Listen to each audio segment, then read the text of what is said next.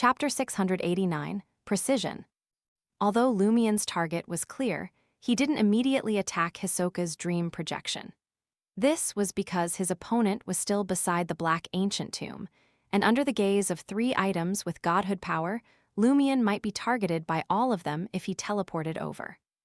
The 3 items hadn't reached the point where Lumien couldn't be under their gaze simultaneously, and they appeared to last only a few minutes. However, they displayed certain humanoid characteristics, as if they possessed the ability to think and make decisions on their own. If targeted by them, it would be no different from facing weakened Sequence 4 demigods. Under such circumstances, Lumien naturally wouldn't take the initiative to enter the eye of the storm and help Hisoka, Twainaku share the burden. He even felt that if his rival was killed by an outsider whom he had personally attracted, it would be cause for celebration. It was inevitable. After all, since he had already killed Hisoka once, he wasn't obsessed with obliterating the other party's resurrection. Having someone else do it for him could reduce his spirituality expenditure. As Lumien gazed at the open tomb door, he retreated a few steps to the edge of the area. He quickly said to Amandina, Camus, Ria, and Lugano, "Retreat to the edge." Upon hearing this order, Lugano's face lit up with happiness. He was the first to turn around and sprint away. Ria raised her hunting bow, aiming left and right, taking slow steps back to guard against any attacks. Camus's performance was similar to hers, but he held his custom revolver. Amandina glanced at the sinister ragdoll, the crystal skull adorned with a golden mask, and the green-eyed man with bulging human skin. She felt lightheaded, as if she was too exhausted to control her body. She instantly realized that these were things she shouldn't come into contact with. What transpired beside the Black Tomb was beyond her ability to interfere. She swiftly turned her back to the ancient Black Tomb and prepared to follow Lugano to the edge of the area. At that moment, Lumien, wearing a grayish-white lightning-shaped brooch, glanced at the gravekeepers who were also hurriedly retreating and thoughtfully asked Amandina, "Where's that figure?" Amandina ran nimbly, synchronizing her movements with her breathing as she replied, "I don't know, he's gone." As soon as she finished speaking, the illusory water reverberating in the Black Tomb ceased. The palm-sized evil rag doll in the Gothic dress suddenly floated up, escaping Ivoljta's grasp. It hovered in midair, with Hisoka, Twainaku's figure reflected in its blood-red eyes. Twainaku, who was about to reach into the ancient Black Tomb, suddenly felt the golden mask on his face come to life. It first pressed inward, as if it wanted to crush his skull, then pulled outward, as if trying to escape. Hisoka instinctively raised his right hand to press the golden mask back, only to realize that his sleeve had tightly wrapped around his arm, immobilizing it, almost like it was tied up. Remembering the fate of a godhoodless individual losing the golden mask at the tomb's entrance, Twainaku didn't hesitate. His body became completely ethereal as he transformed into a wraith. Then he vanished from in front of the Black Tomb and reappeared in the pupil of one of the gravekeepers who had removed their golden mask.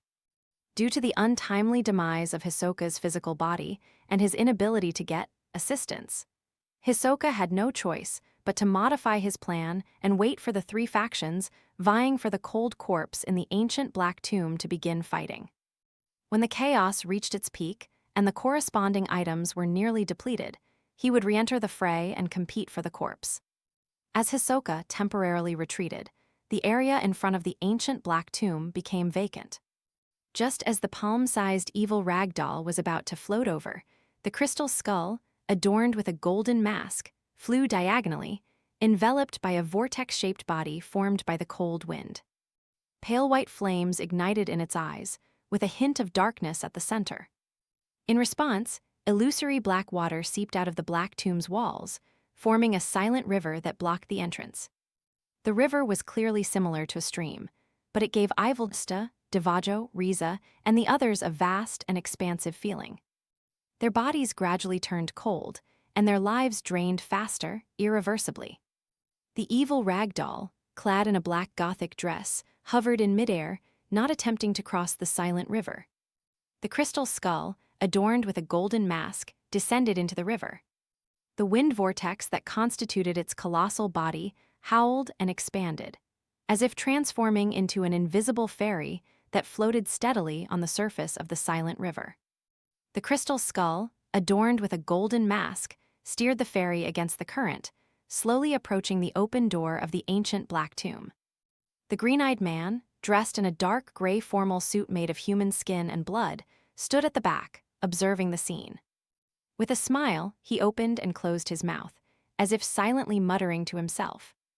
Almost simultaneously, the crystal skull on the invisible fairy emitted a cracking sound. The pale white flames in its eye sockets flickered violently, and tiny patterns appeared on its crystalline surface, causing invisible dust to fall. The fairy itself alternated between expansion and contraction, becoming extremely unstable as it slowed down on the river of death. Lumion paid no attention to the battle unfolding in front of the ancient black tomb. With a single glance, his body ignited with intense white flames. Swoosh! He transformed into a flaming spear and crossed a distance of 20 to 30 meters, aiming at the gravekeeper, whose body had been possessed by Hisoka Twanaku. Hisoka raised his head, revealing a face with light brown skin and wild beauty. Ria. The gravekeeper, whose body had been possessed by Hisoka, was Ria's dream projection. Facing the rapidly expanding reflection, transforming from a speck of white light into a blazing white flaming spear with a burning tip, Hisoka didn't dodge. He assumed a stance allowing Lumion to attack. The blazing white flame spear was incredibly fast. He didn't have time to raise his hunting bow, aim, or shoot. He only slightly bent his arm. He felt a searing pain, as if his body and soul were about to be pierced. Hisoka showed no fear. Instead, he chuckled. The blazing white flaming spear passed over his shoulder and landed behind him, failing to strike him. The flames dissipated, revealing Lumion. The Hisoka in Ria's dream projection's eyes vanished. Ria's dream projection spun around, her expression cold and filled with hatred. She raised her hunting bow, aimed at Lumion, and drew the bowstring. She was a dream projection formed by excessive desires and emotions, unable to control herself. HMPH. Two beams of white light shot out from Lumion's nose. Before Ria's dream projection could release an arrow wrapped in lightning, her eyes closed, and she fainted, collapsing to the ground. Ria, who had just arrived at the periphery, trembled. Her eyes reflected the black-robed Hisoka Twanaku. The strength of their souls differed significantly, and Hisoka easily possessed and seized control of Ria's body. Taking advantage of the fact that Camus, Amandina, and Lugano hadn't noticed Ria's abnormality, he changed the direction of his bow and aimed it at Camus. Sizzle, sizzle, sizzle. The arrowhead became engulfed in bright lightning. As soon as Ria aimed her bow and arrow at Camus, he sensed her incongruent state and noticed her abnormal behavior. As a member of the patrol team with considerable combat experience, Camus looked at Ria without hesitation, his eyes flashing with blinding lightning. Simultaneously, Hisoka, who had anticipated this, detached from Ria's body and leaped into Amandina's beautiful azure eyes. Two blinding lightning bolts shot out of Camus's eyes and drilled into Ria's head. Ria's eyes bulged and her mouth gaped open. She leaned back as if she had suffered a heavy blow, but she couldn't make a sound of pain. Psychic piercing. Camus's psychic piercing struck her before her arrow could leave the bowstring, causing her to feel pain from the depths of her soul. Her mind went blank as she stood rooted to the ground. Poof, the arrow, engulfed in bright lightning, shot out unsteadily, missing Camus and flying a short distance away. Amandina, with Hisoka Twanaku's figure reflected in her azure eyes, felt a chill run down her spine. A dense coldness enveloped her, freezing her soul and rendering her unable to control her limbs. Behind her, Lumion's figure swiftly materialized. Huh? Lumion opened his mouth and decisively spat out a faint yellow blob of light. However, Hisoka had no intention of stopping. He shifted his position with another mirror jump. Thud! Amandina collapsed to the ground, unconscious. Compared to Padre Kali, Hisoka clearly excelled in combat, possessing a wealth of experience and outstanding talent. This time, Hisoka appeared on a water droplet on the surface of a leaf more than 10 meters away. He leaped out and looked at Lumion and the others with a smile. He wanted to use Wraith Shriek to attack Lumion Li and his companions in a wide range, rendering some of them unable to fight and temporarily immobilizing the rest. Upon realizing this, Lumion chose not to teleport outside Wraith Shriek's range. Instead, he withdrew his palms. A blazing white fireball condensed, the size of the Black Tomb. Ah! Amidst a piercing howl of pain, the colossal white-hot fireball flew out. With a smile, Hisoka vanished from the tree and leaped into Camus's pupils, where blood flowed from his eyes, nostrils, and ears. At that moment, the colossal blazing white fireball split into dozens of smaller ones.